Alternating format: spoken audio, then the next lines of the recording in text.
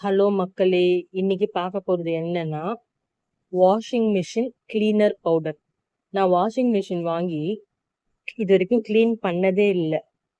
இப்போ வந்து அப்படியே திட்டு திட்டா துணிகள்ல அப்படியே தெரியுது. சரி நான் YouTubeல பார்த்துட்டு, சரி இந்த இது வந்து Amazon Nowல நான் வாங்குனேன். இதுல வந்து 8 பீசஸ் இருந்தது. 8 பீசஸ் வந்து ரூ. 200. ஒரு சாக்லேட் கவர் மாரியே இருக்கு. நான் என்ன பண்ணேன்னா, சுடு தண்ணி வெத வெதன்னு இருக்கிறதுக்கு போட்டுக்கிட்டு, முதல்ல வந்து ஒரே ஒரு பேக்கெட் தான் கட் பண்ணி போட்டேன். எனக்கு ஒரு டவுட் வந்தது. ஸோ, அதனால நான் என்ன பண்ணிட்டேன், 3 பீசஸ் கட் பண்ணி போட்டுட்டேன். ஏன்னா ரொம்ப நாள் நான் கிளீன் பண்ணாம இருக்கிறதால. 3 பீசஸ் கட் பண்ணி போட்டுட்டு, இங்க பாருங்க கிளீன் பண்றதுக்கு முன்னாடி வாஷிங் மிஷின் இருந்த நெலைமை இதுதான்.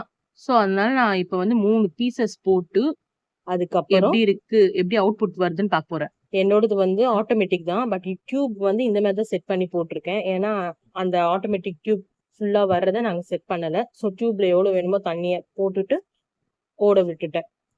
ஓட விட்டு அலசியும் பார்த்துட்டேன். அதுக்கப்புறம் கடைசியா ஃபைனல் அவுட்புட் இதுதான் வந்தது.